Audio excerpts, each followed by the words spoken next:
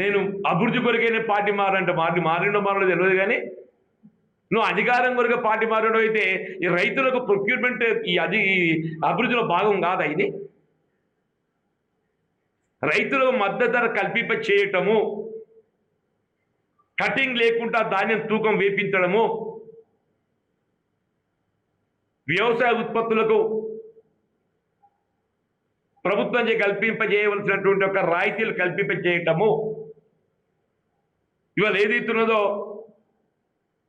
మీ రైతు భరోసా ఇదే రేవంత్ రెడ్డి గారు రాహుల్ గాంధీ గారితో చెప్పించింది కదా, అది ఎమ్మెల్యే గారి అభివృద్ధిలో భాగం కాదా? 15,000 ఇప్పించుడు.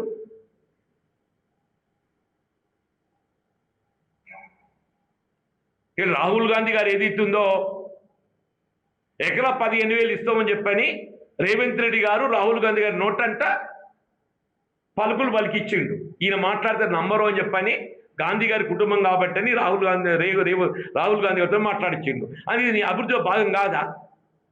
కూర్చో రేవంత్ రెడ్డి దగ్గర, కూర్చో రేవంత్ రెడ్డి దగ్గర. ఆ రైతు భరోసా 15,000 అడుగుతున్నాను, ఊళ్ళో పడి తిరిగిలేరని చెప్పు. అది లేదు. పోయాక నాకు అభివృద్ధి, అది ఏందో అభివృద్ధి మాకు అర్థమైతలేదు. అభివృద్ధి మేమే ఆలోచన చేసి రాహుల్ గాంధీ గారిని పట్టుకొచ్చి, గాంధీ కుటుంబం కదా, రాహుల్ గాంధీ గారు చెప్తే జనం విశ్వసిస్తారు అని చెప్పిన భావనతోని వరంగల్ ఏది ఇస్తుందో రాహుల్ గాంధీ గారితో డిక్లరేషన్ చేయించడమే. ఎకరానికి 15,000 రూపాయలు ఇప్పిస్తామని చెప్పాను. ఇలా 3 పంటలే కొట్టిండు. వీళ్ళు వ్యవసాయస్తులు ఎవరైనా కానీ 500 రూపాయలు బోనస్ ఇప్పిస్తా అని చెప్పంటున్నాను నేను. రుణమాఫీ 2 లక్షల రూపాయల కంటే పైబడ్డ రుణం ఎంతున్నా కానీ 2 లక్షల రూపాయలు రుణమాఫీ చేస్తామని చెప్పినమే. 2 లక్షల రూపాయల కంటే పైబడ్డ మొత్తం ఎంతున్నా కానీ 2 లక్షల రూపాయల వరకు ఏది ఇస్తుందో రుణమాఫీ చేస్తామని చెప్పినమే అని చెప్పండి.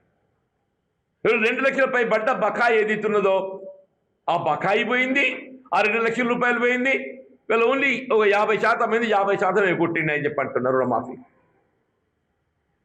నీ రైతు బంధు పోయింది, మొక్కజొన్న సేకరణ పోయింది, ధాన్యం సేకరణ పోయింది, రుణమాఫీ పోయింది.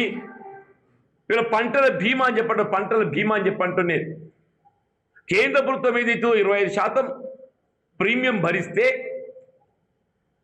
ఓ 20% రాష్ట్రం భరిస్తే, ఇంకో 40% 50% రైతు భరించుకునే విధంగా స్కీమ్ ఉంటే, ఆ రాష్ట్రం ప్రీమియం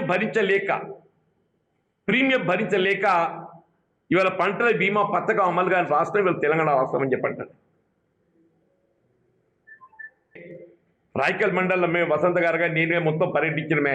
మామిడి పూత కానీ, పిందె కానీ, మొక్కజొన్న కానీ ఇంతవరకు ఏదైతే ఎక్కడ కూడా మీకు మద్దతు తెలిపినటువంటి ఒక ఉదంతం లేదు అని చెప్పంటున్నాను నేను.